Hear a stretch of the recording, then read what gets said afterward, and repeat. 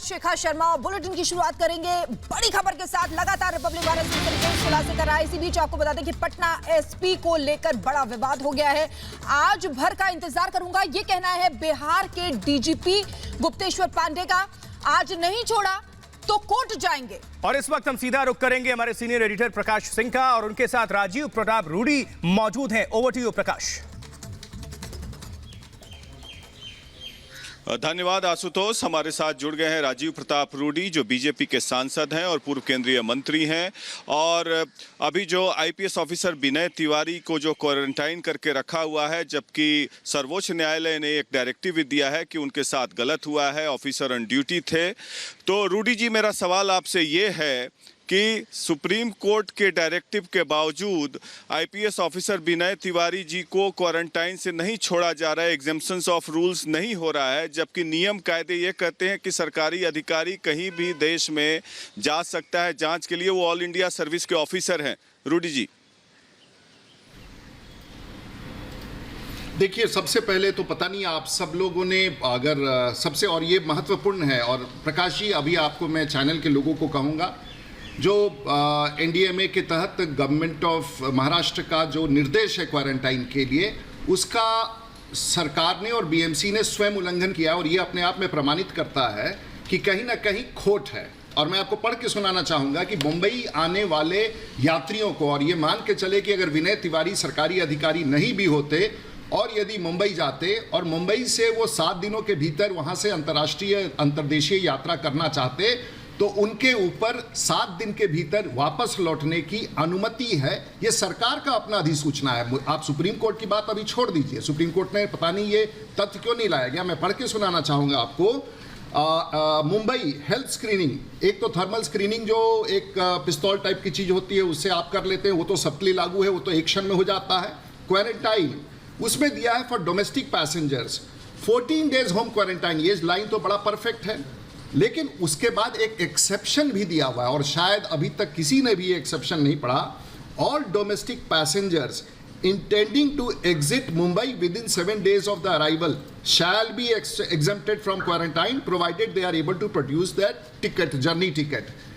वो 7 दिन से ज़्यादा तो रहना नहीं चाहते थे,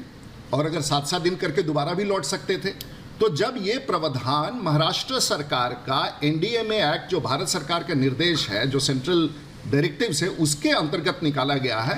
तो बीएमसी अपने ही आदेश का उल्लंघन करते हुए विनय तिवारी, जो 2015 के आईपीएस ऑफिसर हैं, जो पटना के सुपरिटेंडेंट ऑफ पुलिस हैं, सिटी एसपी हैं, उनको क्वारंटाइन करना, इसका मतलब है कहीं मन में खोट है, कहीं जांच की प्रक्रिया में उसे हस्तक्षेप उत्पन्न करना है। और आपको सीधे आज इस चैनल पर उनसे पूछना चाहिए, अधिकारियों से, कि सुप्रीम कोर्ट ने जो निर्देश दिया है कि यह अनुचित है, इसके अतिरिक्त क्या आपने अपने ही प्रावधानों को, जो बीएमसी ने, जो महाराष्ट्र की सरकार ने दिया है कि 7 दिन के भीतर मुंबई में उतरने वाले, और मुंबई स्पेसिफिक है, आप, मैंने इसको हाईलाइटर से हाईलाइट कर दिया है, मैं ये कागज आप तक भिजवा रहा हूँ, कि मुंबई में उतरने वाले 7 दिनों के भीतर कोई भी यात्री यदि वो एसिम्प्टोमेटिक हो, तो वो वहाँ से 7 दिन के भीतर कहीं भी यात्रा कर सकता है, देश के भीतर और विदेश में भी जा सकता है। तो आखिर क्या है कि विनय तिवारी, अब तो खैर नीतीश कुमार जी ने बहुत बड़ा काम कर दिया, बिहार के 14 करोड़ लोग और दुनिया भर में रहने वाले बिहारियों को एक मन की शांति मिली। जो आपने जो विषय उठाया, रिपब्लिक टीवी ने जो पिछले, जब से ये घटना हुई तब से जो उठाया, और आपने इस विषय तक पहुंचा दिया कि कुछ ऐसा बड़ा विषय है जिसको महाराष्ट्र की सरकार रोकना चाह रही है, छिपाना चाह रही है, दबाना चाह रही है। तो मैं फिर से ये रिपीट करना चाहूंगा, आपको क्या रूडी जी, आपको क्या लगता है कि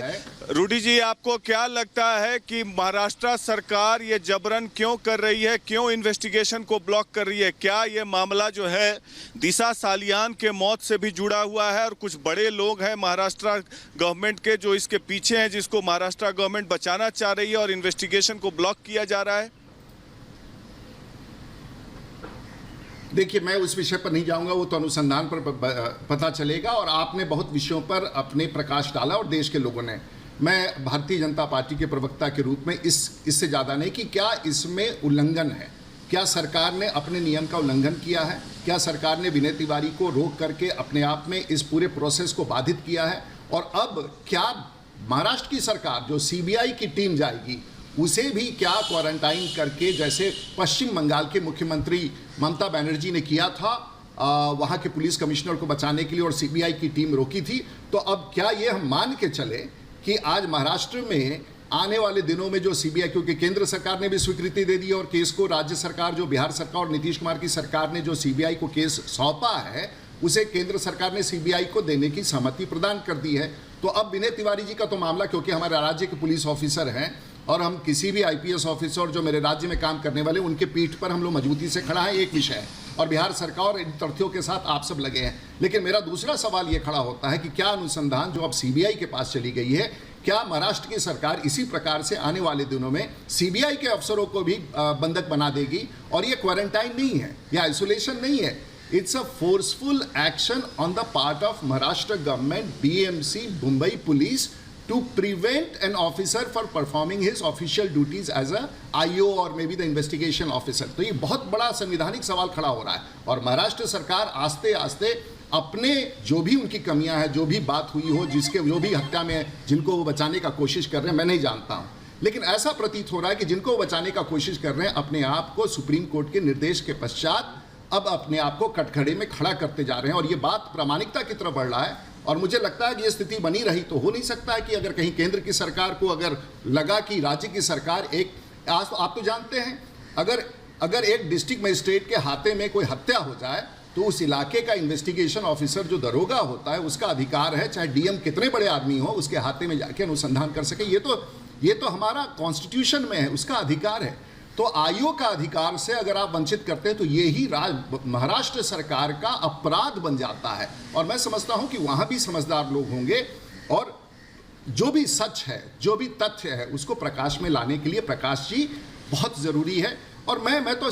मैं तो विषय वस्तु पर जा रहा हूं कि ये तथ्यों का, इन कानून का जो केंद्र की सरकार के तहत एनडीएमए एक्ट के तहत राज्य सरकार ने लागू किया, वो अपने ही आदेश को क्यों उल्लंघन कर रही है और किस परिस्थिति में एक अधिकारी को, जिसकी अब रूपरेखा बदल गई है क्योंकि केस ट्रांसफर हो गया, लेकिन अभी तक उसे बंधक बनाए रखना,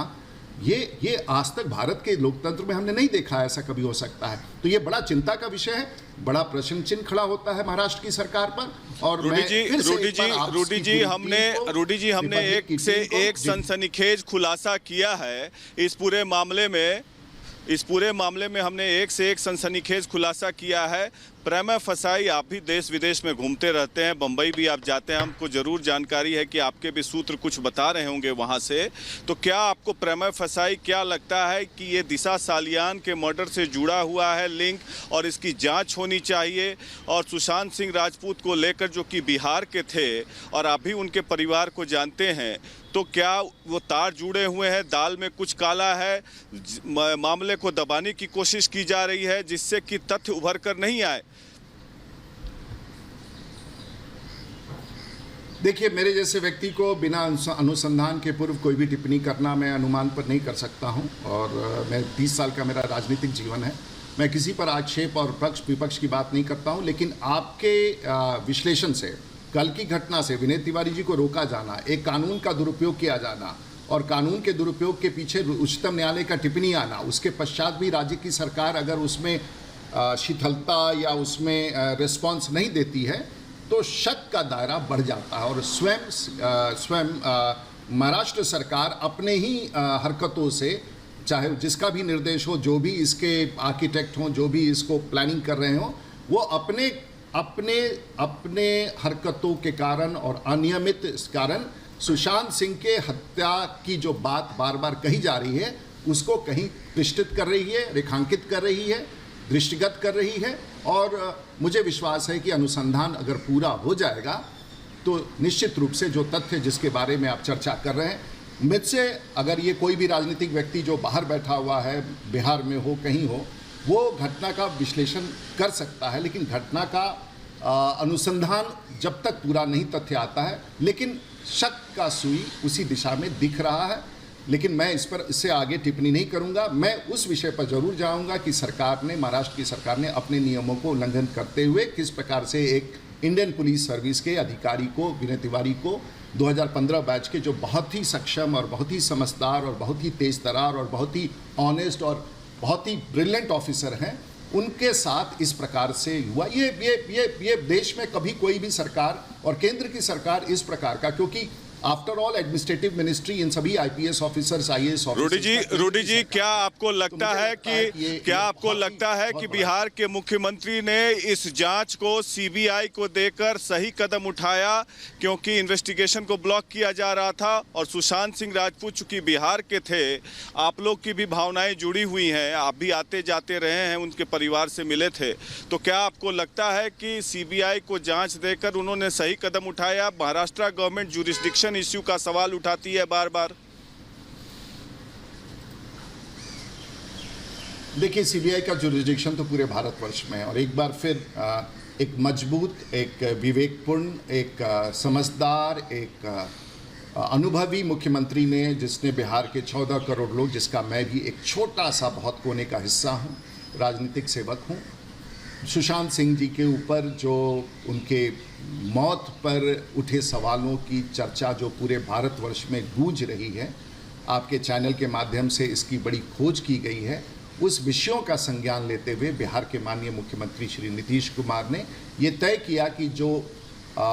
सुशांत जी के पिताजी ने जो प्राथमिकी दर्ज किया था, और जब उन्होंने पाया कि राज्य सरकार उस अनुसंधान में विफल है, और मुझे लगता है कि यही एक विषय आया होगा माननीय मुख्यमंत्री जी का, उन्हें अपने पूरे पुलिस फोर्स पर बहुत भरोसा है। बिहार के पुलिस फोर्स अपने आप में एक बहुत ही प्रोफेशनल पुलिस फोर्स है, और मैं तो बचपन से, जब से मैं विधायक बना, आज 30 साल होने जा रहा है, बहुत ही प्रोफेशनल पुलिस फोर्स है बिहार का, और बहुत ही मजबूत पुलिस फोर्स है, समझदार है, संवेदनशील है। और जब बिहार के मुख्यमंत्री ने अपने आप को स्थिति में पाया होगा कि एक राज्य का मुख्यमंत्री जो अपने आप में जो चीफ एग्जीक्यूटिव होता है स्टेट का, जब वो महसूस करता है कि वो अपने अनुसंधान, अपना दायित्व पूरा नहीं कर पा रहा है, तो उसने इस कदम को उठा करके सीबीआई को सौंप करके अपना दायित्व पूरा किया, और बिहार के करोड़ों लोगों के उस मनभावना को जो मांग हो रही थी, धन्यवाद रूडी जी। और जब उन्होंने इस केस को सीबीआई को सौंप दिया। धन्यवाद रूडी जी। सुशांत सिंह राजपूत को न्याय दिलाने की रिपब्लिक मीडिया का जो मुहिम है वो जारी रहेगा, और हम लोग भी लगातार एक्सपोजे करते रहेंगे, और इस मुहिम में हम लोग काफ़ी कड़ी मेहनत कर रहे हैं और आगे बढ़ते रहेंगे जब तक जो कल्प्रिट है वो एक्सपोज ना हो जाए। आगे बड़ी खबर के लिए स्टूडियो वापस चलते